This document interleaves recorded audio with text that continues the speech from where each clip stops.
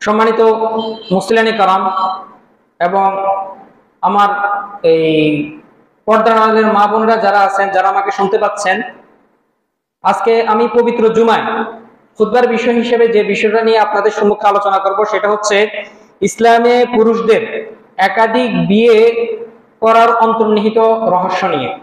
ইনশাআল্লাহ নির্দিষ্ট সময় সংক্ষিপ্ত আকারে এই বিষয়ে আলোচনা করার ইচ্ছা পোষণ করছি। ওমা তাওফীক ইল্লা বিল্লাহ আলাইহি তাওয়াক্কালতু ওয়া ইলাইহি উনীব। সম্মানিত মুসলিয়ানি কারাম, মহান আল্লাহ তাআলা তার বান্দাদেরকে সুন্দরভাবে পৃথিবীতে পরিচালনা করার জন্য প্রত্যেক যুগে বিধান দিয়েছেন। তদ্রূপ মুহাম্মদ সাল্লাল্লাহু আলাইহি ওয়াসাল্লাম তার মাধ্যমে যে বিধানটা তিনি দিয়েছেন সেটা হচ্ছে কি পবিত্র কোরআন এবং সহিহ সুন্নাহ। আমাদের প্রত্যেক বিধান মানুষের বুঝে আসবে বা মানুষের অনুকূলে হবে বিষয়টা এমন নয়, কারণ আমাদের মস্তিষ্ক খুবই সংকীর্ণ, আমাদের ধ্যান ধারণা তো অনেক কি থাকে, ভুল থাকে। প্রত্যেক মানুষের চিন্তা ভাবনা এক হবে বিষয়টা কি এমন নয়। তো যেটা আমাদের দেখা গেছে আমরা অনেক কিছু দিনের ক্ষেত্রে বুঝি কল্যাণকর, এমন আমরা অনেক বিষয় দেখা যায় এরকম হয় যে আমরা বুঝি যে এটা আসলে কল্যাণকর, তখন আমরা সেটা অনুসরণ করি। কিন্তু আমাদের বিবেকের মাঝে মধ্যে এমনও বিষয় দেখা যায় যে মনে হয় যেন ইসলামে এটা কি আমার এটা মানতে কষ্ট হচ্ছে বা এটা আমার জন্য ভালো মনে হইতেছে না, তখন আমরা মনে করি এটা মনে হয় অকল্যাণকর। কিন্তু বিষয়টা এমনটি নয়। কারণ হচ্ছে আমাদের কি জ্ঞানের স্বল্পতার কারণে আমরা মহান আল্লাহ তাআলার কি যে বিধান আছে সম্পূর্ণ বিধানগুলা বুঝতে পারি না। আর একটা জিনিস কি, আপনি মহান আল্লাহ তাআলার সকল বিধান যদি আপনি বুঝে যান, তাহলে আল্লাহ এবং আপনার ভিতরে পার্থক্য কি হলো? আল্লাহ এবং আপনার ভিতরে পার্থক্য কি হলো? আমি একটা উদাহরণ দিয়ে আপনারা সহজভাবে বুঝতে পারবেন। মনে করেন আমাদেরকে আমরা যখন পরীক্ষা দিতে যাই, টিচার স্বাভাবিকভাবে যখন আমাদেরকে পড়ানোর পর তিনি কি আমাদের পরীক্ষা নেন কি পরীক্ষা নেন না? নেন। তো পরীক্ষা নেওয়ার সময় টিচার কি এটা খেয়াল করে যে রে আমার স্টুডেন্ট তো এই প্রশ্নটা পারবে, আমি এই প্রশ্নটা দিই, এই প্রশ্নটা পারবে না এটা আমি দিব না, এটা কি টিচার খেয়াল করে? না, টিচার এটা খেয়াল করে না। টিচার আপনাকে দেখা গেছে কি অনেক সময় টিচার মানসম্মত প্রশ্ন করে, কিরকম কিছু প্রশ্ন থাকে যেটা আপনার বুঝে আসবে বা আপনি কি পারবেন, সহজ উত্তর দিতে পারবেন। অনুরূপভাবে এরকম দেখা গেছে এমন অনেক প্রশ্ন চলে আসবে পরীক্ষার সময় যেটা আপনি ঠিকমতো কি আনসার করতে পারবে না বা কি ঠিকমতো লিখতে পারবেন না। বিষয়টা কি হওয়ার কারণে? কঠিন হওয়ার কারণে। তো মহান আল্লাহ তাআলার প্রত্যেকটা বিধান আপনি যে বুঝবেন বিষয়টা কি এমনটি নয়। কিন্তু আপনি যদি ভালোভাবে স্টাডি করেন, তবে এটা যদি আপনি কি একটু ধৈর্য সহকারে যদি পড়াশোনা করেন, স্টাডি করেন, বা যারা জানে তাদেরকে আপনি যদি প্রশ্ন করেন, তখন বিষয়টা আপনার কি হয়তো বা বোধগম্য হতে পারে। কারণ মহান আল্লাহ তাআলা তার প্রত্যেকটা বিধান যে দিয়েছেন এটা হচ্ছে কি আমাদেরকে পরীক্ষা করার জন্য।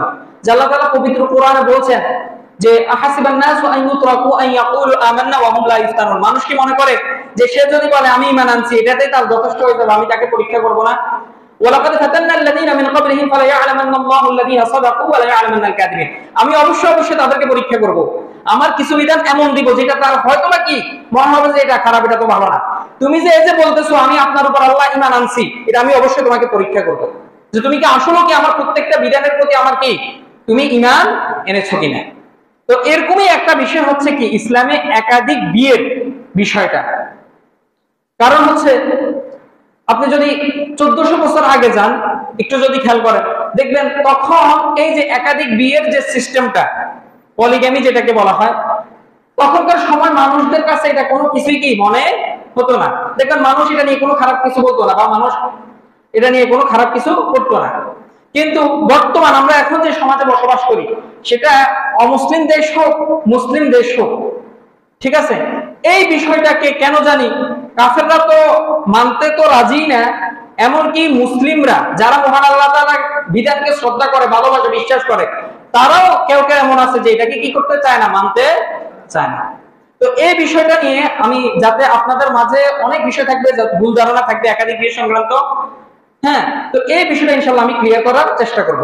বিশেষ করে আমি অনুরোধ করব আমার মা বোন যারা পর্দার আড়ালে আছেন তাদেরকে যে আপনি সম্পূর্ণভাবে বিষয়টা মনোযোগ সহকারে শোনার চেষ্টা করবেন। তা না হলে আপনি দেখা গেছে যে বিষয়টা শুনে অনেকে হয়তো মন খারাপ করে ফেলছে যে হুজুর আসছে কি জানি আমাদের জামাইদেরকে কি করবো, এখন একটা একটা ধরবো আর পুরো বিয়া করেন। বিষয়টা কি এমনটা নয়। তো আল্লাহ তাআলার এখানে আপনাকে বুঝতে হবে যে আল্লাহ তাআলা যে এই বিধানটা যে দিছে এটা কেন দিছেন, এটা আপনাকে আগে বুঝতে হবে। আল্লাহ তাআলা তো কোরআনে বলছে যে আল্লাহ তাআলা তার বান্দাদের প্রতি কি করে না, জুলুম করে না। তাহলে এই যে আল্লাহ তাআলা, আপনার মনে হতে পারে আমি একজন নারী মানুষ, আল্লাহ তাআলা এই বিধানটা আমাকে দেয় নাই কিন্তু একজন পুরুষকে দিয়ে দিছে, ঠিক আছে, তো নাউজুবিল্লাহ, এটা তো মনে হচ্ছে যে আল্লাহ তাআলা মানে আমার উপর জুলুম করছে না। তো এই বিষয়টা যদি আপনি আজকে শুরু থেকে একদম শেষ পর্যন্ত শুনেন, ইনশাআল্লাহ আমার মনে হয় এই সংক্রান্ত যত ভুল ধারণা আছে আপনার কি কেটে যাবে, যদি আল্লাহ তাআলা আপনাকে সুস্থ একটা অন্তর দিয়ে থাকে। আর যদি আপনি যদি পথভ্রষ্ট হন, আপনার অন্তর যদি বক্র হয়, হ্যাঁ, অন্তর যদি রোগাক্রান্ত হয়, তাহলে আমার আর এই বুঝার কি কোনো ফায়দা আপনার জন্য হবে না। হয়তো বা অন্য কোনো বোন বা অন্য কোনো মা কি বুঝে নিবে। তো যেহেতু এটা মহান আল্লাহ তাআলার বিধান, এটা নিয়ে অনেক কি ধূম্রজাল আছে, অনেক ভুল ধারণা আছে, এজন্য ইনশাআল্লাহ আমি এই বিষয় নিয়ে আলোচনা করব। তো প্রথমেই আমি আপনাদেরকে যে বিষয়টা নিয়ে আলোচনা করব সেটা হচ্ছে 1 নম্বর যে পয়েন্ট, সেটা হচ্ছে ইসলামে একাধিক বিয়ের এটার বিধান কি। বিধান মানে হচ্ছে এখানে আমি বুঝাচ্ছি যে এটা কি ফরজ, সুন্নত, ওয়াজিব, মুস্তাহাব, এটা কি। তো ইসলামে একাধিক বিয়ে এটা স্বাভাবিকভাবে এটা হচ্ছে কি জায়েজ বা মুবাহ।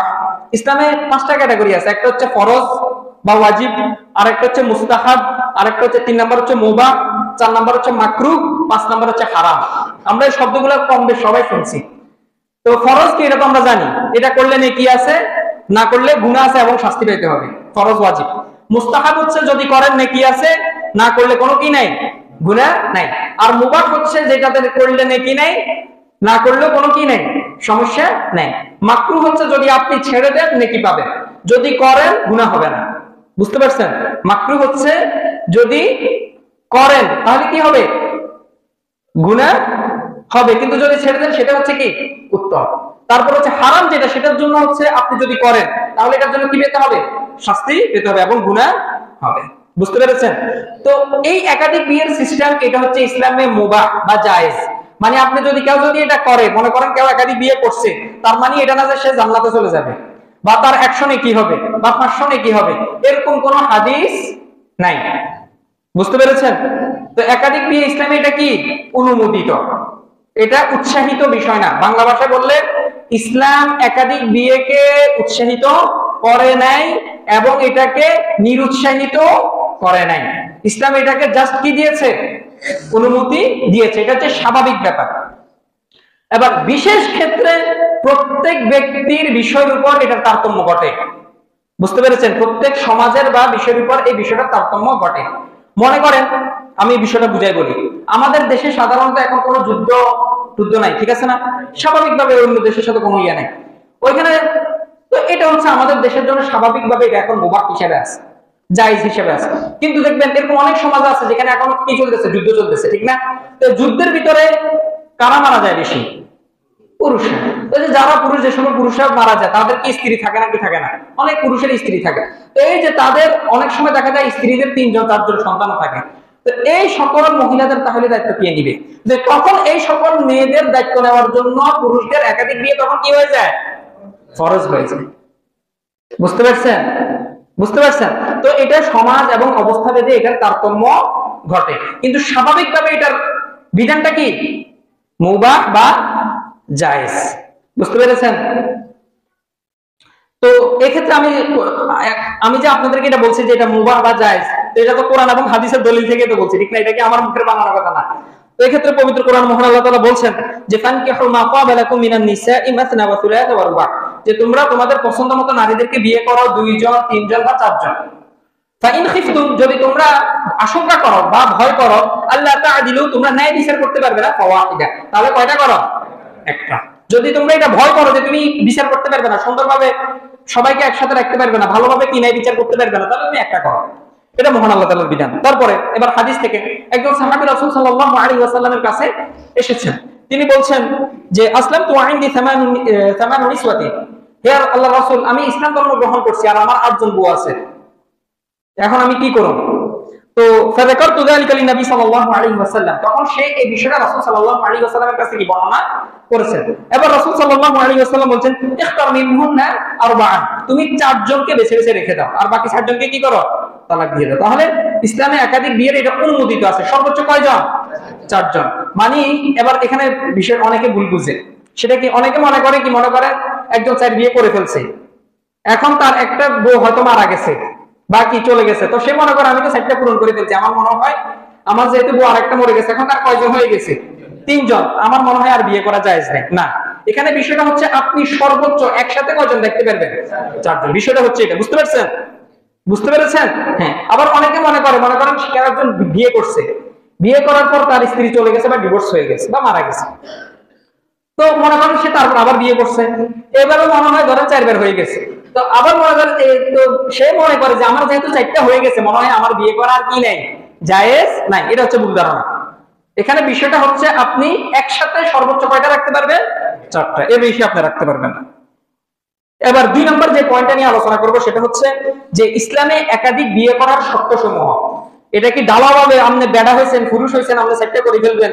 না, আপনি একাধিক বিয়ে করবেন না, এটার জন্য না। এটার জন্য অবশ্যই কারা একাধিক বিয়ে করতে পারবে এটার জন্য শর্ত আছে ইসলামে। মা বোনরা, আমি অনুরোধ করবো আপনারা একটু মনোযোগ সহকারে শুনেন, কারণ আপনি যদি অল্প কিছু শুনেন, সম্পূর্ণভাবে না শুনেন, তাহলে আপনি দেখা গেছে আমারে খুতবার পরে গালিগালাজও করতে পারেন, আমার সমালোচনা করতে পারেন। এই জন্য মানে আমি যে বিষয়টা নিয়ে আলোচনা করতেছি, আপনার উচিত হচ্ছে, আপনার নৈতিক দায়িত্ব হচ্ছে সম্পূর্ণভাবে মনোযোগ সহকারে শোনা বিষয়টা। আর যদি কোনো কিছু না বুঝেন, আপনার হাজবেন্ড যারা আছে বা আপনার যদি ভাই থাকে তাদের থেকে বুঝে নিবেন, বা হাজবেন্ড থাকলে হাজবেন্ড থেকে বুঝে নিবেন। তাহলে 2 নম্বর যে বিষয়টা নিয়ে আলোচনা করবো সেটা হচ্ছে কি একাধিক বিয়ে করার শর্তসমূহ। 1 নম্বর শর্ত, তার আর্থিক সামর্থ্য লাগবে। বুঝতে পেরেছেন? তার কি লাগবে? আর্থিক সামর্থ্য লাগবে। মানে তার আর্থিক সামর্থ্য নাই একাধিক বউ চালানো, সে তাহলে বিয়ে করতে পারবে না। এবার সে যত বীর পুরুষই হোক না কেন, সে যত সুঠাম দেহের মানুষও হোক না কেন, তার আর্থিক সামর্থ্য নাই, সে একাধিক বিয়ে করতে পারবে না। তাকে একটা নিয়ে সন্তুষ্ট থাকতে হবে। এমনকি আমি বলি, আর্থিক সামর্থ্য যদি কারণ না থাকে, মনে করেন তার কিচ্ছু নেই, যদিও রাসূল সাল্লাল্লাহু আলাইহি ওয়াসাল্লাম তার সময় এরকম বিয়ে দিয়ে দিয়েছেন, কিন্তু কোন মানে সে যদি মনে করে যে কি আমার তো কোনো সামর্থ্য না, আমি তো ওয়াইফকে কিছুই কি দিতে পারবো না, তাহলে তার জন্য ওলামায়ে কেরাম বলেন তার জন্য বিয়ে করা কি না, জায়েজ নাই। তার জন্য অবশ্যই কিছু এরকম ব্যবস্থা থাকতে হবে যাতে সে অন্ততপক্ষে ন্যূনতম তার স্ত্রীকে কি করতে পারে, ভরণ পোষণ দিতে পারে। তবে সে যদি চেষ্টা করে, তার নিয়ত যদি সহিহ হয়, ইনশাআল্লাহ এক্ষেত্রে আল্লাহ তাআলা কি করেন, সাহায্য করেন। এটা নিয়ে একটা আলোচনা রাখা যায় যে রাসূল সাল্লাল্লাহু আলাইহি ওয়াসাল্লাম বলেছে যে 3 শ্রেণীর মানুষ আছে যাদেরকে সাহায্য করা আল্লাহ তাআলার জন্য ওয়াজিব। আল্লাহ তাআলা নিজের উপর আবশ্যক করে নেন, আমি এদেরকে সাহায্য করবই। এক শ্রেণী হচ্ছে, আমি 3 শ্রেণীর কথা বলতেছি, এক শ্রেণী হচ্ছে তারাই যে ব্যক্তি নিজের লজ্জাস্থানে হেফাজত করার জন্য, নিজের চরিত্র হেফাজত করার জন্য বিয়ে করার চেষ্টা করে। আল্লাহ তাআলা অবশ্যই এটা আল্লাহ তাআলা নিজের উপর আবশ্যক করে নেয়, ফরজ করে নেয় যে আমি এই ব্যক্তিকে কি করব, সাহায্য করব। বুঝতে পেরেছেন? তো কেউ যদি এরকম চেষ্টা করে, আল্লাহ তাআলা অবশ্যই তাকে কি দেয়, সামর্থ্য দিয়ে দেয়। তাহলে 1 নম্বর শর্ত কি লাগবে? আর্থিকভাবে সামর্থ্যবান হইতে হবে। কারণ হচ্ছে যেহেতু এই স্ত্রীর ভরণ পোষণ সম্পূর্ণভাবে কার দায়িত্ব, স্বামীর উপর, এজন্য তাকে আর্থিকভাবে সামর্থ্যবান হইতে হবে। 2 নম্বর শর্ত, ভালো করে শুনেন, 2 নম্বর শর্ত হচ্ছে তাকে শারীরিকভাবে সামর্থ্যবান হইতে হবে। এরকম অনেক পুরুষ থাকতে পারে যার আর্থিক সামর্থ্য আছে, কিন্তু সে 2 জন স্ত্রীর যে চাহিদা সেটা কি করতে পারতেছে না, পূরণ করতে পারে না, তাহলে তার জন্য একাধিক বিয়ে কি না, জায়েজ নেই। তাকে শারীরিকভাবে কি হইতে হবে, সামর্থ্যবান হইতে হবে। শারীরিকভাবে সামর্থ্যবান এটা আপনারা বুঝে নেন। কারণ হচ্ছে আমি এখানে আপনাদেরকে বলি, অনেকে ভুল বুঝতে পারে, এই বিষয়টা একটু ক্লিয়ার করা দরকার। অনেক পুরুষ আছে দেখা গেছে তার শরীর অনেক মজবুত, ভালো আছে, কিন্তু যে শক্তিটা থাকা দরকার তার ওই শক্তিটা নাই। এখানে যেহেতু অনেক ছোট ছেলেরা আছে, আমি আপনাদেরকে বুঝিয়ে বলতেছি, বুঝতে পেরেছেন? আছে, এরকম পুরুষ আছে। আমরা দেখা গেছে যেহেতু আমরা হসপিটাল রোডে থাকি, তো ডাক্তারদের সাথে আমার কথাবার্তা হয়, আমাদের কথাবার্তা হয়, তো আমি জানি অনেক পুরুষ আছে দেখা গেছে তার বংশগতভাবে সে কি হাট্টা শক্তিশালী, কিন্তু মানে যে শক্তি থাকা দরকার বিয়ে করার জন্য তার ওই শক্তিটা নেই। বুঝতে পেরেছেন? তাহলে আমি শারীরিক মানে সামর্থ্য বলতে কি বুঝিয়েছি, আশা করি আপনারা বিষয়টা বুঝতে পেরেছেন। তারপরে 3 নম্বর শর্ত এবং সর্বশেষ যেটা শর্ত, সেটা হচ্ছে তাকে ন্যায়সঙ্গত আচরণ করতে হবে, ইনসাফ করতে হবে। এই যে আল্লাহ তাআলা বলেছে যে ফাইন খিফতুম আল্লা তাআদিলু ফাওয়াহিদা, যদি তুমি এটা ভয় করো যে তুমি ইনসাফ করতে পারবে না, তাহলে কয়টা নিয়ে সন্তুষ্ট থাকো, একটা নিয়ে। তাহলে 3 নম্বর সর্বশেষ যে শর্ত সেটা হচ্ছে কি ইনসাফ করতে হবে। আপনি একজনকে বেশি টাকা দিয়ে পয়সা দিয়ে রাখলেন, আর একজনকে আপনি খবরও নিলেন না, না, যে ইনসাফ করতে পারে না। তো ওলামায়ে কেরাম বলেন এই ক্ষেত্রে যারা একটু রাগী মানুষ, বদমেজাজি, ওলামায়ে কেরাম তাদেরকে একাধিক বিয়ে করতে নিরুৎসাহিত করে, কারণ এই ব্যক্তি ইনসাফ করতে পারবে না। এটা আপনি দেখে নিন, কারণ স্ত্রীর সাথে কোনো মনোমালিন্য হয়ে যাবে, মনোমালিন্য হলে দেখা যাবে সে কি আজকে যে স্ত্রীর সাথে থাকার কথা তাকে আজকে দামে দিল না, আমার আরো আছে, আমি ওইখানে চলে যাব না। তো এক্ষেত্রে আপনাকে অবশ্যই কি করতে হবে, 3 নম্বর যে শর্ত সেটা হচ্ছে আপনাকে ইনসাফ করতে হবে। তাহলে একাধিক বিয়ে কি সবাই করতে পারবে? পুরুষ হলে কি করতে পারবে? ধনী হলে কি করতে পারবে না। আপনাকে কি করতে হবে? আর্থিক সামর্থ্য লাগবে, শারীরিক সামর্থ্য লাগবে, আর একটা হচ্ছে ইনসাফ লাগবে। এই তিনটা জিনিস লাগবে। এবার ইনসাফের ক্ষেত্রে একটা বিষয় চলে আসে যে অনেকে মনে করে যে ভাই আমি তো একজন বউরে স্বাভাবিকভাবে একটু বেশি ভালোবাসি, ঠিক না? এরকম হয় যে কারো যদি একাধিক স্ত্রী থাকে, তার দেখা গেছে মানে অন্তরটা এক বউয়ের প্রতি একটু টান দেয়। তো এই ক্ষেত্রে ইনসাফ বলতে ভালোবাসা এখানে কি না, ধর্তব্য না। কারণ এই ক্ষেত্রে আল্লাহ তাআলা পবিত্র কোরআনে বলছে যে ওয়ালান তাসতাতিউ আন তা'দিলু বাইনান নিসাই ওয়ালাউ হারাসতুম, তুমি যতই চেষ্টা করো না কেন তোমরা কখনোই একাধিক স্ত্রীর ভিতরে ভালোবাসার ক্ষেত্রে তোমরা ইনসাফ করতে পারবে না। তবে আল্লাহ তাআলা বলছেন যে ফালা তামিলু কুল্লাল মাইলি ফাতাযারুহা কাল মুআল্লাকা, তবে এই ক্ষেত্রে খেয়াল রাখতে হবে যে তুমি একজনের দিকে ঝুঁকে গেছো, একজনের টাকা পয়সা বেশি দিতেছো, তাকে সমস্ত কি গয়না টয়না সবকিছু দিতেছো, আর একজনকে আপনি ঝুলে রাখলে না, এরকম করিও না। ফালা তামিলু কুল্লাল মাইল ফাতাযারুহা কাল মুআল্লাকা, তবে ওয়া ইন তুসলিহু, তোমরা নিজেদেরকে যদি সংশোধন করে নাও, ওয়া তাত্তাকু, এবং আল্লাহ তাআলাকে ভয় করো, তাহলে আল্লাহ তাআলা কি করবেন? ক্ষমা করে দিবেন। আল্লাহ তাআলা ক্ষমাশীল, এটা আল্লাহ তাআলা বলছেন।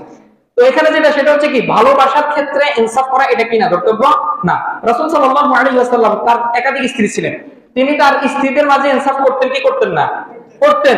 তিনি এমনকি দোয়াও করতেন যে আল্লাহ, আমি সকল, আপনি এটা জানেন, আমার অন্তরের খবর আপনি জানেন, আমি আমার সকল বিবিদের মাঝে কি করি, ইনসাফ করি, কিন্তু আমি আয়েশাকে বেশি ভালোবাসি, কারণ এটা হচ্ছে আমার অন্তর, আমি অন্তরের উপর আমার কোনো নিয়ন্ত্রণ নাই। তো আপনাকে আচ্ছা কি কি বিষয়ে ইনসাফ করতে হবে সেটা বলে দিই। যেমন আপনার দেখা গেছে আর্থিক বিষয়ে ইনসাফ করতে হবে আপনাকে। ইনসাফের ক্ষেত্রে মনে করেন আপনার প্রথম স্ত্রী, তার আছে 3 জন সন্তান, 2 নম্বর স্ত্রী, তার কোনো সন্তান নাই। এখন আপনি চিন্তা করলেন ইনসাফ তো করতে হবে, এখন এরও দিলেন 20,000 টাকা, এরও 20,000 টাকা, এটা কি ইনসাফ হইলো? না, এটা তো ইনসাফ হইলো না। যার একটু সন্তান সন্ততি বেশি থাকে অবশ্যই কি দিতে হবে, বেশি দিতে হবে। আর যার দেখা গেছে কোনো সন্তান সন্ততি নাই, তার বড় পোষণের জন্য যতটুকু দরকার আপনাকে সেটাই করতে হবে। কারণ ইনসাফ নিয়ে অনেকে কি করে, ভুল বুঝে, বুঝতে পারেন?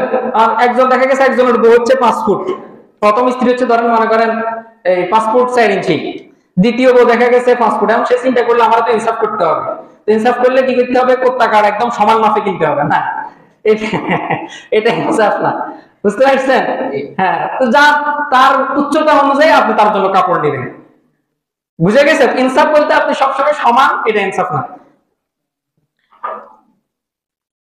এক্ষেত্রে আপনার মনে হতে পারে যে হুজুর আপনি কি কোন, ইনসাফের ভালোবাসাই তো আসলে মেইন।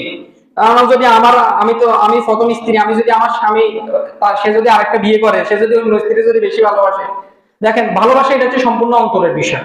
এটা শুধু যে স্বামী স্ত্রীর ভিতরে হয় বিষয়টা এমন না, এটা সব ক্ষেত্রেই হয়। যেমন আপনার আমার এখানে মুসল্লি, আমার এরকম হয় না যে আমার মুসল্লি আমি সবার সাথে কি সুন্দর আচরণ করি, কিন্তু এরকম হয় না যে আমি একটা মুসল্লিকে একটু বেশি ভালোবাসি, এখন আরেকজন যদি দাবি করে হুজুর আপনি মনে হয় বাইরে বেশি ভালোবাসেন, এটা কিন্তু ঠিক না, এটা হচ্ছে অন্তরের বিষয়। একজন দেখা গেছে আমার একটু প্রশ্ন বেশি করে, আমার খোঁজ খবর একটু বেশি নেয়, তার প্রতি স্বাভাবিক আমি একটু দুর্বল থাকবো না? তো এটা কি আমি অন্যদের উপর জুলুম করতেছি? না। মনে করেন একজন ক্লাস টিচার স্বাভাবিকভাবে সকল ছাত্র তার কাছে সমান, ঠিক না? তো যে ছাত্র পড়াশোনা একটু বেশি পারে বা উস্তাদের সাথে সুন্দর আচরণ করে, উস্তাদের খেয়াল নেয়, স্বাভাবিকভাবে ওই উস্তাদ কি তাকে বেশি ভালোবাসবে না?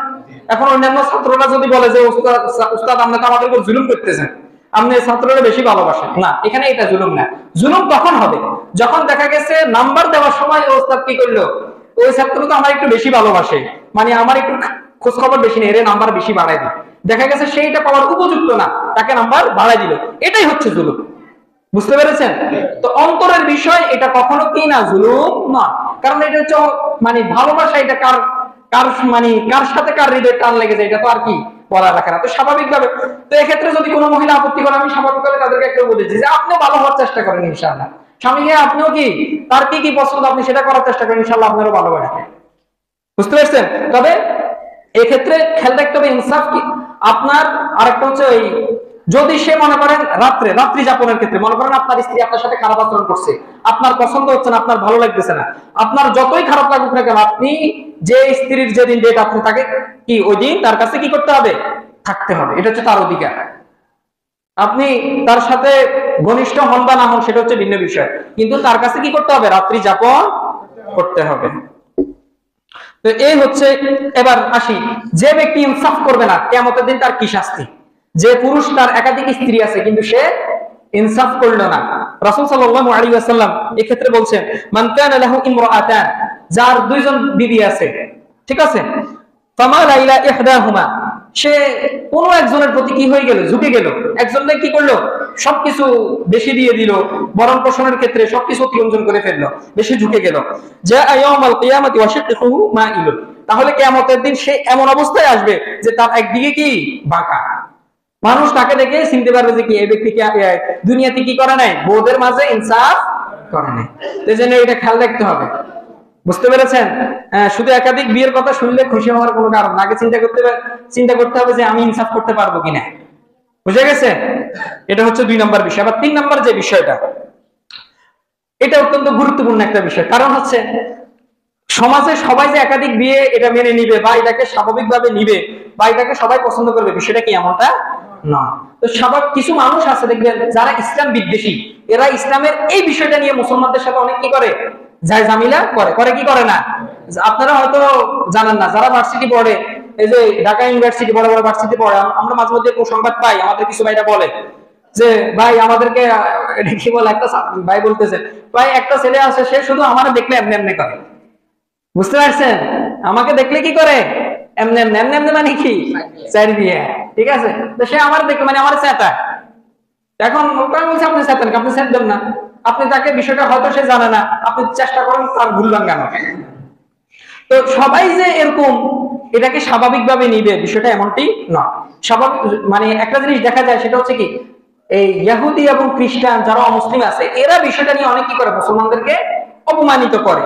তো এই ক্ষেত্রে আপনি যদি টিট ফর ট্যাট যদি না দিতে পারেন, তাহলে সে আপনাকে অপমান করেই যাবে। তো তাকে টিট ফর ট্যাট এটা কি দেওয়া দরকার কি দরকার না?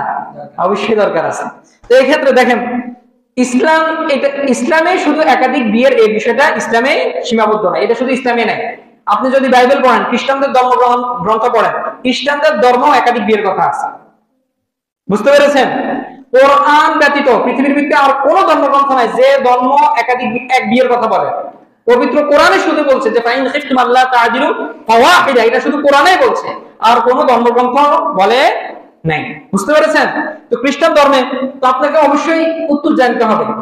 খ্রিস্টান ধর্ম আছে, আপনি তাকে সে যদি খ্রিস্টান হয়, আপনাকে যদি এই বিষয়টা নিয়ে কি করে অপমান করে, আপনিও তাকে বলেন যে ভাই খ্রিস্টান ধর্ম কি, আমি তো সাইড গিয়ে আবার তোমাদের ধর্মগ্রন্থ থেকে বলি যে তোমাদের ধর্মগ্রন্থে কয়টা আছে। খ্রিস্টান ধর্ম যদি আপনি আদি পুস্তক পড়েন, মানে এটাকে বলা হয়, তারা বলে বুক অফ জেনেসিস।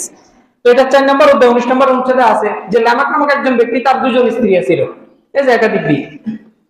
তারপরে 2 নম্বর দলিল আদি পুস্তক 16 নম্বর অধ্যায় 1 থেকে 4 নম্বর অধ্যায়, একজন ব্যক্তি তার 2 জন স্ত্রী ছিল। তারপর আদি পুস্তক 29 নম্বর অধ্যায় এই 15 থেকে 30 নম্বর অনুচ্ছেদ, ওইখানে একাধিক বিয়ের কথা আছে। তারপরে প্রথম শমূয়েল 25 নম্বর অধ্যায় 43 নম্বর অনুচ্ছেদ, ওইখানে একাধিক বিয়ের কথা আছে। তারপরে 5 নম্বর দলিল প্রথম রাজা বলি ওইখানে আছে যে সুলাইমান আলাইহিস সালাতু ওয়াস সালাম, আমরা যাকে সুলাইমান আলাইহিস সালাতু ওয়াস সালাম, পবিত্র কোরআনে কি সুলাইমান আলাইহিস সালাতু ওয়াস সালামের স্ত্রীদের কথা বলা আছে? না, পবিত্র কোরআনে সুলাইমান আলাইহিস সালাতু ওয়াস সালাম সম্পর্কে আছে। কিন্তু বাইবেল যদি আপনি পড়েন, প্রথম রাজা বলি 11 নম্বর অধ্যায় 1 থেকে এই 3 নম্বর অনুচ্ছেদ আছে সুলাইমান আলাইহিস সালাতু ওয়াস সালাম তার স্ত্রী ছিল 700 জন। কতজন? 700 জন। ওই যে তোমাদের বাইবেলে আছে 700, একজন ব্যক্তি একজন নবী তার কয়জন স্ত্রী ছিল? 700 জন স্ত্রী ছিল। তো ভাই 700 জন দেখতে পারলে তো আমরা 4 জন দেখলে সমস্যা কোথায়? ঠিক না? এটা হচ্ছে খ্রিস্টান ধর্মের কথা বললাম। তারপরে এটা নিয়ে স্বাভাবিক আমাদের দেশে তো যেহেতু খ্রিস্টান কম, খ্রিস্টানদের থেকে আক্রমণ হওয়ার সম্ভাবনা খুবই কম, ঠিক আছে না? কিন্তু আমাদের দেশে কারা বেশি? হিন্দু বেশি। এবার হিন্দু ধর্মগ্রন্থ আপনি যদি পড়েন, প্রায় 12টা না 13টা জায়গায় আছে একাধিক বিয়ের কথা হিন্দু ধর্ম। তো এর থেকে আমি 5টা নিয়েছি, কারণ আমি সবগুলো বলার সময় পাবো না। তো রামায়ণ আছে, রামায়ণ যদি আপনি পড়েন, এই যে বলকাণ্ড সর্ব নাম্বার 7, ওইখানে আছে রাজা দশরথ তার 3 জন স্ত্রী আছে না। 2 নম্বর দলিল মহাভারত আদি পর্ব অধ্যায় 110 থেকে 112, ওইখানে আছে যে পাণ্ডু নামক একজন ব্যক্তি তার 2 জন স্ত্রী ছিল। 3 নম্বর দলিল মহাভারত আদি পর্ব 90 থেকে 97 নম্বর অধ্যায়, ওইখানে আছে রাজা শান্তনু নামক একজন ব্যক্তি তার 2 জন স্ত্রী ছিল। আমাদের ধর্মে তো দেখা গেছে কি পুরুষের একাধিক বিয়ের কথা আছে, হিন্দু ধর্মে মহিলাদের একাধিক বিয়ে আছে। হিন্দু ধর্মে কি মহিলাদের একাধিক বিয়ে আছে। দলিল মহাভারত সভা পর্ব অধ্যায় নম্বর 43, দ্রৌপদী নামক একজন মহিলা, সে একসাথে 5 বারে বিয়ে করছে। অন্য পুরুষ না, একসাথে কয় বাইরে 5 বাইরে বিয়ে করছে। যে শুধু পুরুষ না, আমাদের তো শুধু পুরুষরা করে, তোমাদের মহিলারাও একাধিক বিয়ে করছে। বুঝতে পেরেছেন? তো তাদেরকে দেখা গেছে এই দলিলগুলোর মাধ্যমে, এখানে আমি বলবো না যে এখানে দেখা গেছে অন্যায় হচ্ছে বা সবকিছু অন্যায় হচ্ছে, আমি এটা বলবো, কারণ তখনকার সমাজে হয়তো কি এটা প্রয়োজন ছিল, ঠিক আছে না? তো সবাই তো আর আপনাকে ইসলামের এই বিষয়টা নিয়ে মানে খোলামেলা আলোচনা করবে না বা বুঝার জন্য আলোচনা করবে না, বেশিরভাগ মানুষ আপনাকে আক্রমণ করার জন্যই আলোচনা করবে, এই বিষয়টা আনবে। বুঝতে পেরেছেন? তো আপনি যাতে উত্তর দিতে পারেন এর জন্য আপনাকে দলিলগুলোর মুখস্থ করা খুবই দরকার। তারপরে সর্বশেষ ভগবত পুরাণ যদি পড়েন, শ্রীকৃষ্ণের নাম তো শুনছেন না আপনারা? কৃষ্ণ, অনেকে আছে কৃষ্ণের পূজা করে। কৃষ্ণের কয়জন স্ত্রী ছিল বলতে পারবেন? 16,108 জন। কয়জন? 16,108 জন। চিন্তা করেন। আর অথচ তারা তাদের ধর্মগ্রন্থের কোনো খবর নাই, আমাদের ধর্ম নিয়ে কি তাদের মাথা ব্যথা। তো তাদেরকে এই যে কথা বলবেন, এই ছেলে, এই যে আমরা সাইড লাগলে তোমাদের এত মাথা ব্যথা, এত সমস্যা, তোমাদের যে কৃষ্ণ তোমরা যার পূজা করো, হ্যাঁ, তার কয়জন স্ত্রী ছিল? 16,108 জন। এক্ষেত্রে আমি বলবো যে তাদেরকে প্রাথমিক অবস্থায় এই সকল বিষয় নিয়ে খেপানো বা কোনো ধরনের রিসার্চ করার কোনো দরকার নাই। তারা যদি মানে একটা কথা আছে না যে ইট মারলে কি পাক্কেল খেতে, এরকম মনে একটা কথা আছে, ঠিক আছে? তো এরকম যদি তারা করতে আসে তো তাদেরকে কি করবেন? আক্রমণ করবেন, যাতে অন্ততপক্ষে কি থাকে, চুপ থাকে। তো এই দলিলগুলো মুখস্থ রাখবেন ইনশাআল্লাহ। তারপরে 4 নম্বর যে বিষয়টা নিয়ে আলোচনা করবো সেটা হচ্ছে মূল বিষয়, যে আল্লাহ তাআলা যে এই বিধানটা যে দিছে, আল্লাহ তাআলা এই বিধানটা কেন দিছে? এই যে কিছু কিছু মহিলারা আছে না যে নাউযুবিল্লাহ, যা আল্লাহ তাআলা পবিত্র কোরআনে বলছে যে আল্লাহ তাআলা কারোর উপর জুলুম করে না, এই যে আল্লাহ তাআলা নাউযুবিল্লাহ আমাদের উপর জুলুম করতেছে, পুরুষদেরকে একাধিক বিয়ে করার অনুমতি দিছে, আমাদেরকে দেয় নাই। এখন ইসলামে পুরুষদেরকে একাধিক বিয়ে করার অনুমতি কেন দিছে, এই বিষয়টা আমি আপনাদের নিয়ে আলোচনা করব ইনশাআল্লাহ। প্রথম যে বিষয়টা সেটা হচ্ছে, আপনি যদি পৃথিবীর দিকে তাকান, বিভিন্ন দেশের দিকে, আপনি দেখবেন বেশিরভাগ দেশে দেখবেন যে পুরুষদের সংখ্যা নারীদের তুলনায় কি কম, মহিলাদের সংখ্যা কি পুরুষদের তুলনায় বেশি। না, বাংলাদেশে পুরুষদের সংখ্যা নারীদের সংখ্যা পুরুষদের তুলনায় 16 লক্ষ বেশি বাংলাদেশে। আপনি আজকে যে নেটে ভালো মতো সার্চ দিয়েন, আমি বাংলাদেশের কথা বলতেছি, এরকম 16 লক্ষ নারী আছে যারা কি পুরুষ পাবে না যদি আপনি একজন একজন করে বিয়ের ব্যবস্থা করেন। এটা হচ্ছে কি করার জন্য? তাহলে আল্লাহ তাআলা কি এই বিধান দিয়ে জুলুম করছে নাকি ইনসাফ করছে? এটা আপনাদের কাছে আমার প্রশ্ন থেকে গেল। তারপরে 2 নম্বর যে কারণ সেটা হচ্ছে, আপনি দেখবেন যে অনেক দেশে বিভিন্ন কি, সব দেশে তো এখন যুদ্ধ চলতেছে না, ঠিক না? বিপর্যয় হয় না, মাঝে মাঝে দেখেন যখন বিপর্যয় হয়, হ্যাঁ, প্রাকৃতিক বিপর্যয় বলেন, তারপরে যুদ্ধ হয়, ওইখানে দেখবেন নারীদের তুলনায় পুরুষই কি বেশি মারা যায়। এবং কি দেখা যায় যে এই সকল যোদ্ধা এরা তো স্বাভাবিকভাবে সাবালক থাকে, অনেক যোদ্ধা, বেশিরভাগ যোদ্ধা দেখা যায় এরকম যে তারা বিবাহিত থাকে। তো এই যে যারা শহীদ হয়ে যায় বা মারা যায়, ঠিক আছে, তাদের তো স্ত্রী থেকে যায়, তো তাদের এই দায়িত্বটা কে নিবে? আমাদের সমাজের সিস্টেম তো এমন যে পুরুষরা দেখা গেছে যখন শুনে যে এই মহিলার একাধিক সন্তান আছে বা তার সন্তান আছে, ওই মহিলাকে বিয়ে করতে চায় কি চায় না? চায় না। তো এই মহিলার তাহলে ব্যবস্থা কে নিবে? আপনি চিন্তা করেন। 2 নম্বর প্রশ্ন আপনাকে করলাম, এবার আপনি চিন্তা করেন। 3 নম্বর হচ্ছে জৈবিকগত পার্থক্য কারণে। পুরুষ এবং মহিলার জৈবিক পার্থক্য আছে, বুঝতে পেরেছেন? বুঝা গেছে? কারণ হচ্ছে পুরুষদের আল্লাহ তাআলা যে হরমোনটা দিয়েছে সেটা হচ্ছে টেস্টোস্টেরন হরমোন। এটার কারণে আর কি পুরুষদের একটু মাথাটা একটু বেশি গরম থাকে, আর মহিলাদের এই হরমোনটা থাকে না। এর জন্য জৈবিকগত পার্থক্য কারণে পুরুষরা তাদের একাধিক স্ত্রীর প্রয়োজন পড়ে, জৈবিক কারণে। 3 নম্বর কারণ। 4 নম্বর কারণ যে মুহাম্মদ সাল্লাল্লাহু আলাইহি ওয়াসাল্লাম, আল্লাহ তাআলা এই বিধানটা দিয়েছে যে এটা হচ্ছে মুহাম্মদ সাল্লাল্লাহু আলাইহি ওয়াসাল্লামের একটা সুন্নাহ, একটা আদর্শ। রাসূল সাল্লাল্লাহু আলাইহি ওয়াসাল্লাম বলেন যে তোমরা প্রেমময়ী এবং অধিক সন্তান ধারণ করে এমন নারীদেরকে তোমরা বিবাহ করো। এটা রাসূল সাল্লাল্লাহু আলাইহি ওয়াসাল্লামের একটা কথা। তো আপনি রাসূল সাল্লাল্লাহু আলাইহি ওয়াসাল্লামের আদর্শ বাস্তবায়ন করার জন্য কি এটার উপর আমল করতে পারেন ইনশাআল্লাহ। 5 নম্বর যে পয়েন্টটা নিয়ে আমি বলবো সেটা হচ্ছে যে একাধিক বিয়েটা দিছে কেন? কারণ তখনকার সময়, এখনকার হয়তো এটা এত বেশি দেখা যায় না, অনেক সমাজে আছে, কিন্তু তখনকার সময় এটা বেশি ব্যাপক ছিল। সেটা হচ্ছে অন্য একটা দেশ, অন্য কোনো একটা এলাকার মানুষের সাথে সম্পর্ক করার জন্য যারা দেখা গেছে রাজা বাদশা আছে বা এলাকার প্রধান আছে, তারা কি করতো? একাধিক বিয়ে করতো। কারণ আপনার এই এলাকার সাথে যদি এই এলাকার যুদ্ধ হয় তখনকার সময়, তখন সমাধান একটা হইতো, সেটা কিসের মাধ্যমে? বিয়ের মাধ্যমে। বুঝতে পেরেছেন?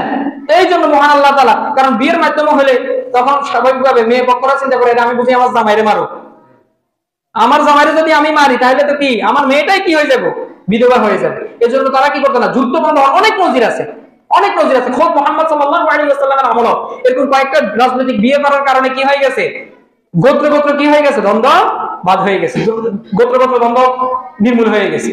তো এর জন্য একাধিক বিয়ে কি দরকার আছে কি দরকার নাই, সে দরকার আছে। তারপরে 6 নম্বর যে পয়েন্টটা নিয়ে আলোচনা করবো সেটা হচ্ছে আমাদের সমাজে এতিম নারী মনে হয় নাই, আছে কি নাই, আছে। তারপর গরিব নারী তো মনে হয় নাই, তারপরে অসুন্দরী নারী তো মনে হয় নাই। আমাদের দেশে তো সবাই সুন্দরী নারী, ঠিক আছে না? আপনি একটা জিনিস দেখেন, আমাদের সমাজের ব্যবস্থা মানে সিস্টেমটা দেখেন, বেশিরভাগ পুরুষ বিয়ে করার সময় কি দেখে, সৌন্দর্যটাকে সবচেয়ে বেশি প্রাধান্য দেয়। অবশ্য বাংলাদেশের অনেক নারী আছে যাদের শুধু বিয়ে, তার সম্পত্তি টম্পত্তি আছে, পড়াশোনাও আছে। আমি কয়েকটা মানে গল্প শুনছিলাম আর কি, একজন ভাইয়ের, মানে তিনি দেখা গেছে মানে ওই মেয়েদেরকে নিয়ে পুরুষদেরকে নিয়ে আলোচনা করে। তো একটা মেয়ে বলতেছে যে আমাদের এরকম শিক্ষা আছে। আমি দেখলাম যে অনেক শিক্ষা, তার সরকারি চাকরি আছে, শুধুমাত্র তার চেহারা খারাপ হওয়ার কারণে তার বিয়ে হইতেছে না। তার আগে কোনো বিয়ে হয়নি, বুঝতে পেরেছেন? তার চেহারা একটু খারাপ হওয়ার কারণে, ও তার চোখটা একটু টেরা, তারপর দাঁতটা একটু বের হওয়া, এই শুধু অসুন্দরী হওয়ার কারণে তার কি হয় নাই, বিয়ে। তো এই যে বন্ধা নারী আছে কি নাই, বন্ধা নারী তো বুঝেন যার সন্তান হবে না, ডাক্তার বলে দিছে। এই সকল নারী কি আছে কম না বেশি? আছে, অনেক আছে। তারপরে দেখেন বিধবা নারী তো মনে হয় নাই আমাদের সমাজে, অনেক আছে। এই যে আপনি আমাদের যে একটা মানে গণ অভ্যুত্থান গেল 2024 সালে, অনেক কি পুরুষ মারা গেছে না বিবাহিত, আপনি দেখছেন কিনা? আমি তো কয়েকটা দেখছি যে তার 5টা সন্তান আছে, মহিলার কিচ্ছু নাই, গরিব। এই মহিলার দায়িত্বটা কে নিবে? আপনি বলবেন যে ভাই কয়েক লক্ষ টাকা দিলে তো হয়ে যায়, কি ওই মহিলার কি চাহিদা নাই, জৈবিক চাহিদা নাই? হ্যাঁ, টাকা দিলে, টাকার মাধ্যমে কি সকল কিছু সমাধান হয়ে যায়? তারপরে যে বিষয় 7 নম্বর যে বিষয়টা, সেটা হচ্ছে আল্লাহ তাআলা যে বিধানটা দিছে সেটা কেন মহিলাদের দেখবেন দেখা গেছে মাসিক একটা সমস্যা আছে, ঠিক না? আল্লাহ তাআলা একটা প্রদত্ত একটা বিধান যে মাসিক হয় তাদের, কারো 5 দিন, কারো 6 দিন, কারো 7 দিন। হ্যাঁ, তারপরে দেখেন তো এখন এক মানে তার স্বামীর, ওই মহিলার স্বামীর যদি যৌন চাহিদা একটু বেশি থাকে, তাহলে আপনার কি মনে হয় পুরুষটা কোথায় যাবে? তার স্ত্রীর তো কি আছে, মাসিক চলতেছে, এখন সে কি করবে? তার এটা সুবিধা না যে তার যদি আরেকজন স্ত্রী থাকে তাহলে সে তার স্ত্রীর সাথে তার প্রয়োজন মিটাইলো? এটা কি সুবিধা না, নাকি সে যৌনপল্লীতে যাবে? এই জন্য আল্লাহ তাআলা এই বিধানটা দিচ্ছে। তারপরে দেখেন এই যে কোন নারী যদি গর্ভবতী হয়, গর্ভে সন্তান আসে, ডাক্তাররা বলে যে সন্তান হওয়ার 2 মাস আগে, 2 মাস আগে এবং সন্তান হওয়ার 2 মাস পরে তার সাথে কি করা যাবে না, শারীরিক সম্পর্ক করা যাবে না। তাহলে এই পুরুষটা যাবে কোথায়? তখন এই 4-5 মাস এই পুরুষটা কি করবে? যাদের এই সমস্যাটা হয় বা যারা বাবা হয়েছেন তারা বলতে পারবে যে তাদের কি অবস্থার ভিতরে যাইতে হয়েছে।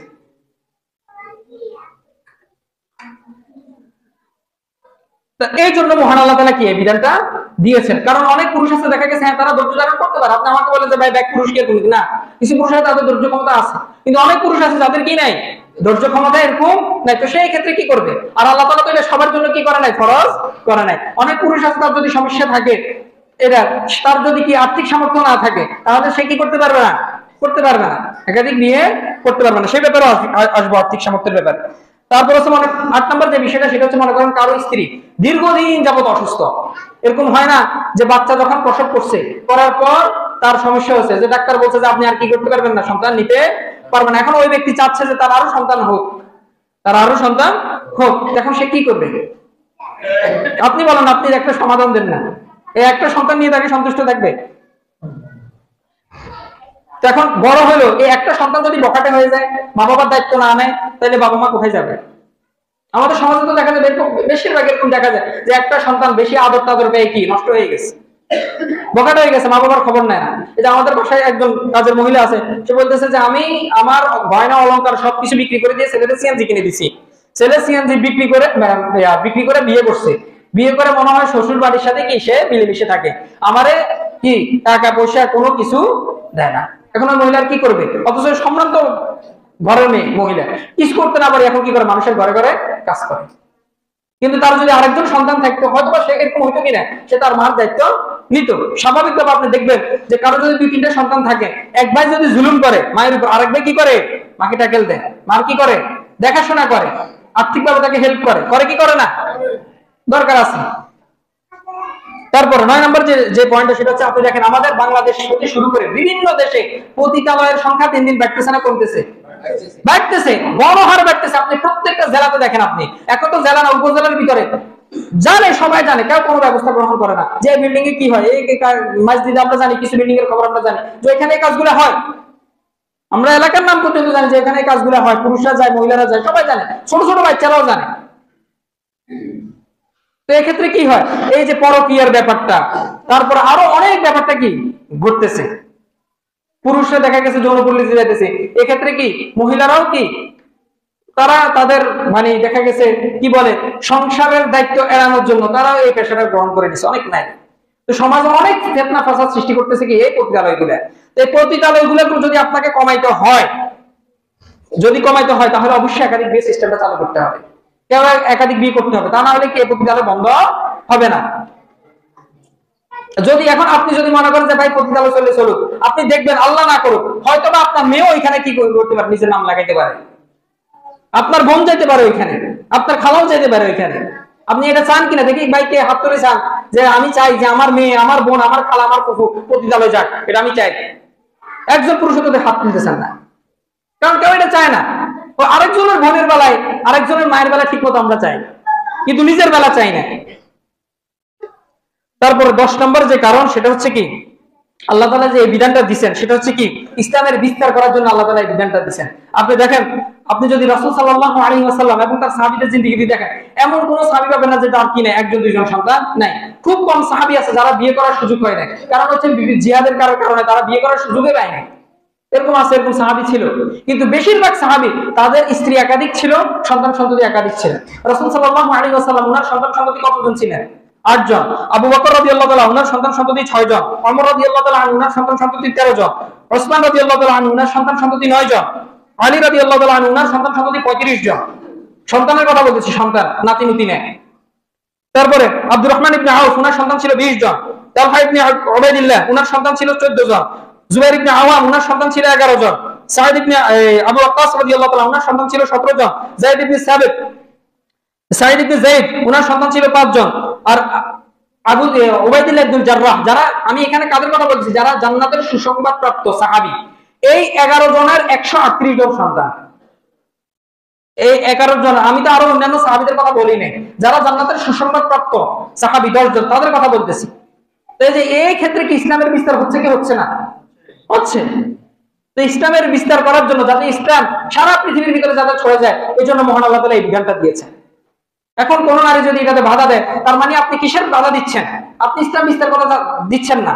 ইসলাম বিস্তার হোক, ইসলাম সারা পৃথিবীর ভিতরে ছড়ে যাক, আপনি এটা চাচ্ছেন না পরোক্ষভাবে। তারপরে 5 নম্বর যে বিষয়টা নিয়ে আলোচনা করবো, সেটা হচ্ছে এখন নারীরা আপত্তি করে, যে কিছু নারী আছে না যে আপত্তি করে যে পুরুষরা একাধিক বিয়ে করতে পারবে, আমি করলে সমস্যা কি? তাদের জন্য এবার আলোচনা। দেখেন, 1 নম্বর যে কারণ, সেটা হচ্ছে এটা আমাদের সৃষ্টিকর্তা, আমাদের মহান আল্লাহ তাআলা এবং তার রাসূল এটা অনুমোদন করে না। এমনকি কোন ধর্মগ্রন্থ, প্রধান ধর্মগ্রন্থ, হিন্দুদের ধর্মগ্রন্থ তো দেখা গেছে, আমি যেগুলো কথা বলছি যে মহিলা একাধিক বিয়ের কথা, এটা হচ্ছে যেটা দেখা গেছে মানুষের লেখা, সেটাতে আছে।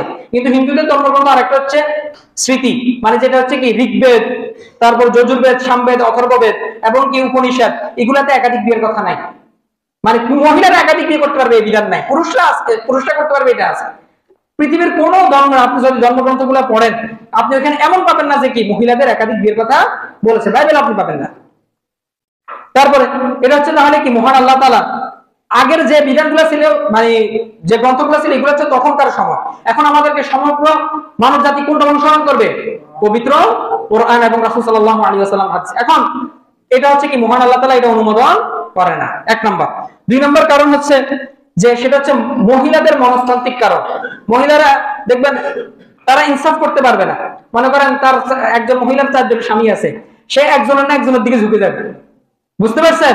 মনে করেন একজন একটু কোমল আচরণ করে, ভালো আচরণ করে, তার সাথে কি ওই মহিলা ঝুঁকে যাবে, বাকিদের দিকে সে আর খেয়াল রাখবে না। আপনারা আমার কথা বুঝতে পারছেন কিনা? রাগ করিয়েন না, আমি এই কথাগুলো বলতেছি কেন, কিছু কিছু মহিলারা আছে, তাদেরকে এরকম কি করে, মাঝে মধ্যে শয়তানের নাড়া দেয়। তো তারা বলে যে, এবং কি পুরুষরা বলে, কিছু কিছু নাস্তিক টাইপের ইসলাম বিদ্বেষী মানুষ আছে না, যে পুরুষরা ইসলাম কেমন ধর্ম, যে পুরুষদেরকে একাধিক বিয়ের কথা বলছেন, নারীদেরকে করে না। তাদের এই উত্তরগুলো জানার দরকার আছে কি নাই? অবশ্যই দরকার আছে, তা না হলে আপনি চুপ করে বসে থাকবেন। তখন ইসলামের বদনাম করবেন যে আসলে তো ইসলাম তো এই কথা পুরুষের ক্ষেত্রে বলছে, নারীর ক্ষেত্রে বলে না। তো আপনাকে বলতেছি যে আল্লাহ তাআলা কেন নারীদেরকে একাধিক বিয়ে করতে অনুমোদন দেয় না, এটা হচ্ছে মনস্তাত্ত্বিক কারণে। মহিলারা ইনসাফ করতে পারবে না, ন্যায় বিচার করতে পারবে না, কোনো না কারোর দিকে কি করে, ঝুঁকে যায়। 2 নম্বর। তারপর হচ্ছে আরেকটা হচ্ছে মহিলাদের লাজ শরম একটু কি বেশি থাকে, তারা এটা চায় না। আপনি দেখেন, আপনি যদি আপনার নাউজুবিল্লাহ, আল্লাহ মাফ করুক, আমি এখানে কারোকে অপমান করতেছি না, আপনি আজকে যদি আপনার যে বড় যাই বলেন, দেখবেন আপনার বন্ধের ফিরিয়ে দিব। ঠিক আছে, মহিলাদের একটু লজ্জা শরম একটু বেশি থাকে, তারা এটা চায় না। তারপর 3 নম্বর যেটা, সেটা হচ্ছে মানে সন্তান আইডেন্টিফাই করতে অসুবিধা হবে। ঠিক আছে না, একজন পুরুষ যদি তার একাধিক স্ত্রী থাকে, তার সন্তানকে আইডেন্টিফাই করতে কি সমস্যা হয় কিনা, কোনো সমস্যা নাই। কিন্তু মহিলা যদি, তার যদি একাধিক স্বামী থাকে, এখন তার একটা সন্তান আছে, সন্তান কার, ঠিক না, সন্তান আইডেন্টিফাই করা যাবে না ঠিক মতো, তার পিতাকে, এই সন্তানের পিতাকে, পিতা আইডেন্টিফাই করা যাবে না। এখন আপনি বল, আপনি একটু আধুনিক মানুষ, বর্তমান সময়ের মানুষ, আপনি বলবেন যে ভাই ডিএনএ টেস্ট করাইতে হবে। হ্যাঁ, ডিএনএ টেস্ট করলে অবশ্যই জানা যাবে। তাও সমস্যা, কি সমস্যা, মনে করেন আপনি ডিএনএ টেস্ট করলেন, ডিএনএ টেস্ট করা কিন্তু এটা কোনো 1 টাকা 2 টাকা 10 টাকার কাজ না, অনেক টাকা চলে যায়। আচ্ছা, টাকার কথা বাদ দিলেন, আপনি বললেন যে ভাই আমি বিল গেটস, আমি কোটিপতি, আমার ডিএনএ টেস্ট করানো আমার কোনো সমস্যা নেই, ঠিক আছে ধরলাম। মনে করেন একজন মহিলার, এই যে ভাই ভালো করে খেয়াল করেন, একজন মহিলা তার একাধিক স্বামী আছে, এখন তার একটা সন্তান হয়েছে, মনে করেন এই টিঙ্কু সাহেবের নাম হচ্ছে টিঙ্কু সাহেব, ঠিক আছে, টিঙ্কু জিঙ্কু সাহেবের মনে করেন তারা 4 জন স্বামী। তো টিঙ্কু সাহেবের একটা সন্তান হয়েছে, প্রথমবার ডিএনএ টেস্ট করার মাধ্যমে হয়েছে টিঙ্কু সাহেবের। তারপরে যখন আবার সন্তান হয়েছে ওই মহিলা, তখন ডিএনএ যখন আবার টেস্ট করেছে, তখনও দেখা যায় কি ওই সন্তানটা কার, মনে করেন টিঙ্কু সাহেবের। তো এখন এই 3 স্বামীর ভিতরে ঝগড়া লাগবে কি লাগবে না, বলবো যে কি রে, খালি তোরেই আর সন্তান ঘুরে ফিরে ডিএনএ টেস্টের মাধ্যমে তোরেই প্রমাণ হইতেছে, তো আমরা কিল্লাই আছি এখানে। তখন কি আপনারা আমার কথা মানে বুঝতেছেন না, বুঝতে পারছেন, আসলে বুঝার কথা, আমি তো ভাঙ্গি ভাঙ্গিয়ে বলতেছি, না বুঝলে আর কিছুই করার নেই, তখনও সমস্যা হবে, বুঝতে পেরেছেন। তো তারপরে 4 নম্বর যেটা, সেটা হচ্ছে পুরুষের সংখ্যা। এই যে আপনি আপনাদেরকে কিছুক্ষণ আগে বলছি যে পুরুষের সংখ্যা নারীদের তুলনায় বেশি না কম, কম, পুরুষের সংখ্যা কম, নারীর সংখ্যা বেশি। এখন যদি অন্যান্য নারীরা যদি সেটটা করে টান দেয়, এমনি পুরুষের সংখ্যা শর্ট, আরো কি শর্ট হয়ে যাবে না, সমাজ ব্যবস্থা তখন ধ্বংস হয়ে যাবে।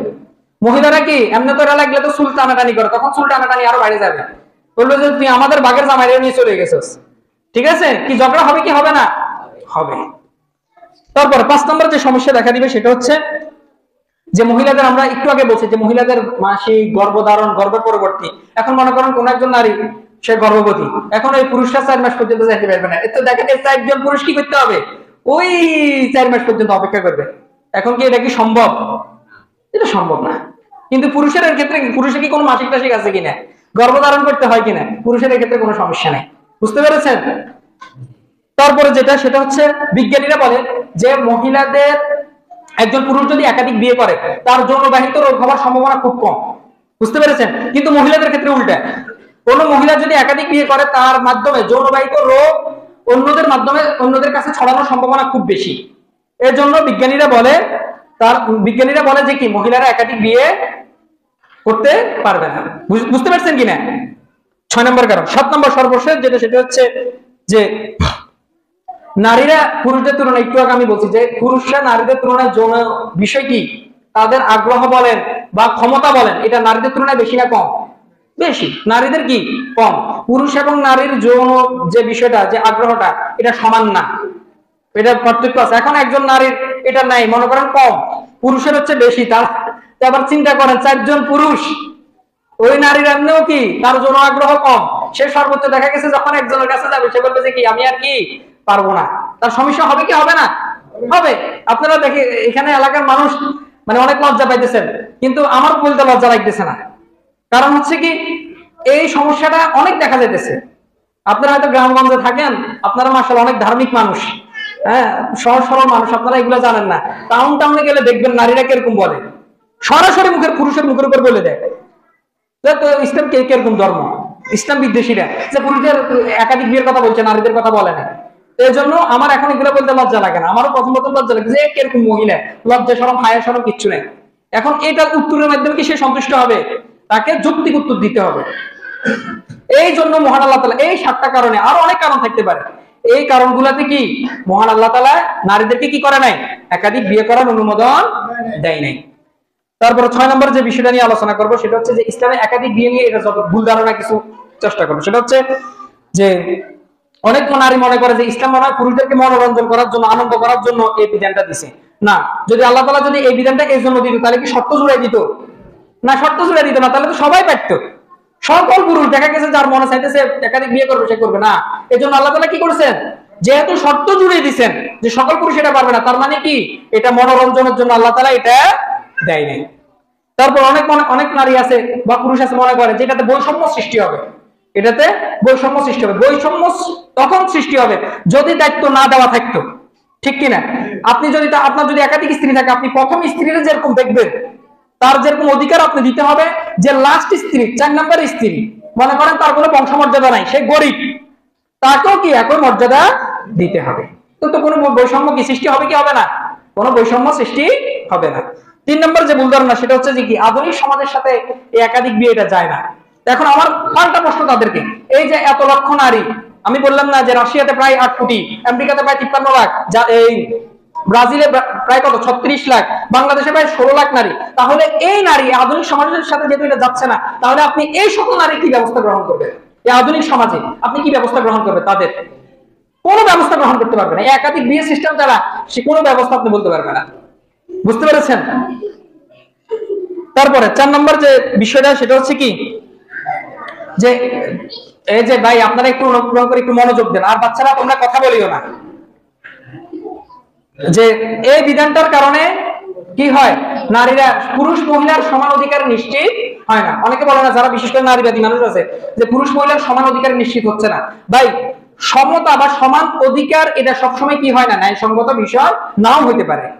এই যে আমি আপনাদেরকে কিছুক্ষণ আগে বললাম, মনে করেন আপনার 2 জন সন্তান আছে, একজন সন্তানের উচ্চতা হচ্ছে 5 ফুট, আর একজন সন্তানের উচ্চতা হচ্ছে কি 6 ফুট। এখন আপনি যদি তাদের সমতা বিধানের জন্য একই ধরনের জামা কাপড়, একই উচ্চতার জামা কাপড় পরান, বিষয়টা কিরকম লাগবে? মনে করেন যার 5 ফুট আছে, আপনি যদি তাকে 6 ফুট, যেহেতু তোর ভাইয়ের জন্য আমি 6 ফুট আলা জামা কিনছি, তুই 6 ফুট আলা জামা পরতে হবে, এটা কি ন্যায়সঙ্গত হলো? তো সবসময় সমতা, সমান অধিকার ন্যায়সঙ্গত হয় না। একজন মানুষ সে অনেক হাট্টা মানুষ, ঠিক আছে, মনে করেন ভাই, আমাদের এই ভাই, উনি মনে করেন 50 কেজি ওজনের জিনিস বহন করতে পারে। এখন আমি যদি এই বাচ্চাটারে বলি যে তুমিও পুরুষ, ঠিক আছে, তুমি 50 কেজি আগলাইতে হইব, তুমিও 50 কেজি আগলাইতে হইব, যেহেতু তোমরা দুইজনেই পুরুষ, এটা কি ন্যায়সঙ্গত হলো? ন্যায়সঙ্গত হলো না। আপনাকে খেয়াল করতে হবে, ওনার একটু শক্তি বেশি, ওনাকে একটু বেশি দেওয়া যায়, এর শক্তি কম, একে হয়তো 5 কেজি বা 2 কেজি বা 3 কেজি দেওয়া যায়, ঠিক কি না? তো এই জন্য সবসময় সমান অধিকার এটা ন্যায়সঙ্গত বিষয় না। এই বিষয়গুলো ইনশাআল্লাহ। তো আরেকটা জিনিস সেটা হচ্ছে, অনেকে মনে করে ইসলামে একাধিক বিয়ে এটা হচ্ছে কি মনে হয় ফরজ, এটা কোনো ফরজ না, আমি একটু আগে বলছি, এটা হচ্ছে কি মুবাহ, জায়েজ, অনুমোদন। তারপর আবার অনেকে মনে করে যে মনে হয় ইসলাম একাধিক বিয়ে করতে উৎসাহিত করে না, ইসলাম একাধিক বিয়ে করতে কি করে না, উৎসাহিত করে না, নিরুৎসাহিত করে না, এটা অনুমোদন, ব্যাস, অনুমতি আছে, এটা অনুমতি আছে। আল্লাহ। তারপরে আরেকটা পয়েন্ট সর্বশেষ যেটা, সেটা হচ্ছে যারা এই বিধানকে অস্বীকার করে, যারা ইসলামের এই একাধিক বিয়ে এটাকে অস্বীকার করে, অপছন্দ করে, অথবা ঠাট্টা বিদ্রুপ করে, তাদের বিধান কি? ওলামায়ে কেরামের সর্বসম্মতিক্রমে সকল ওলামায়ে কেরাম এই ব্যাপারে একমত, যারা এই বিধানকে অপছন্দ করে, অস্বীকার করে, বা এটাকে নিয়ে ঠাট্টা বিদ্রুপ করে, তারা আর মুসলিম থাকতে পারে না। মহান আল্লাহ তাআলা বলছেন যে ওয়াল্লাযীনা কাফারু ফাতাসাল্লাহুম ওয়া আদাল্লা আমালাহুম, তারা কাফের হয়ে গেছে এবং তাদের জন্য রয়েছে দুর্ভোগ। কেন তারা কাফের হয়ে গেছে? তাদের কাফের হয়ে গেছে এবং তাদের সমস্ত আমল আল্লাহ তাআলা কি করে দিয়েছেন? বরবাদ করে দিয়েছেন। যারা এই সকল বিষয় করে অস্বীকার করে, তারপরে যারা অপছন্দ করে, এক্ষেত্রে মহান আল্লাহ তাআলা বলছেন যে যালিকা বিআন্নাহুম কারিহু মা আনজালাল্লাহ ফাআহবাতা আমালাহুম, এই কারণে যে মহান আল্লাহ তাআলা তাদেরকে মানে আল্লাহ তাআলা যা নাযিল করছেন তারা কি করে? অপছন্দ করে। এই জন্য মহান আল্লাহ তাআলা তাদের আমল কি করে দিয়েছেন? বরবাদ করে দিয়েছেন। তো এই ক্ষেত্রে ওলামায়ে কেরাম বলে যে ব্যক্তি অস্বীকার করবে অথবা আল্লাহ তাআলার এই বিধানকে অপছন্দ করবে অথবা বলবে যে এটা বর্তমান সমাজের সাথে যায় না, এটার বিরোধিতা করবে, সে কি আর মুসলিম থাকতে পারে না। এখানে আবার একটু কথা, সেটা স্বাভাবিকভাবে মহিলারা যখন শুনে যে তার স্বামী একাধিক বিয়ে করবে, তার মন খারাপ হয় কি হয় না? হয়। তো এই ক্ষেত্রে এটার জন্য আল্লাহ তাআলা পাকড়াও করবে না, কারণ এটা মানে হচ্ছে সে এটা অস্বীকার করতেছে না, তার একটু খারাপ লাগে, তার একটু কি মনটা খারাপ হয়ে যায়। যেমন একটা উদাহরণ দিই, মনে করেন যে আমরা স্বাভাবিকভাবে যখন অসুস্থ হই আমাদেরকে ডাক্তারকে ইনজেকশন দেয় কি দেয় না? দেয়। কিন্তু আমি জানি এই জিনিসটা আমার জন্য, ইনজেকশন দিলে আমার শরীর ভালো হবে, এটা আমি জানি কি জানি না? জানি। কিন্তু তারপর আমরা এটাকে অপছন্দ করি কি করি না? করি। ঠিক না? মানে যে আমি চাই যে যদি ইনজেকশনের মাধ্যমে না হয় যদি অন্য কোনো মাধ্যমে ওষুধটা দেওয়া যায়, যেটা কি, কিন্তু ইনজেকশনের মাধ্যমে আমি কেন নিচ্ছি? কারণ এটা আমার শরীরের জন্য ভালো। তো আমাদের নারীরাও যদি, পুরুষরাও যদি কি, যে হয়তো এটা তারা মনে করতেছে এটা কি তাদের জন্য এটা খারাপ লাগতেছে, অপছন্দ হচ্ছে, একটু ভালো লাগতেছে না, মন টানতেছে না, কিন্তু তারা যদি এটা মেনে নেয়, এটা অন্যান্য নারীর জন্য ভালো নাকি খারাপ? ভালো। আপনি হয়তো আপনি মনে করতেছেন যে বোন এটা অত্যন্ত খারাপ হচ্ছে, আমার উপর জুলুম হচ্ছে, না, বিষয়টা মোটেও আল্লাহ তাআলা আপনার উপর জুলুম করতেছেন না। আপনার কারণে হয়তো আরেকজন নারীর কি হইতেছে, ঘর বেঁচে যাচ্ছে, তাকে হয়তো বা পতিতালয়ে যাওয়া লাগতেছে না। কারণ অনেক নারী যখন সে আর কোনো উপায় পায় না, তখন কি করে, তার তো পেট বাঁচাইতে হবে, তখন সে, অনেক সম্ভ্রান্ত মহিলা এরকম দেখা যায় যে সে কোথায় চলে যাচ্ছে, নাউযুবিল্লাহ, পতিতালয়ে চলে যাচ্ছে। এক্ষেত্রে আপনার মনটাকে একটু প্রশস্ত করেন, আল্লাহ তাআলার বিধানের কাছে আত্মসমর্পণ করেন, ইনশাআল্লাহ দেখবেন তখন আপনার মনে আর কিছুই হবে না।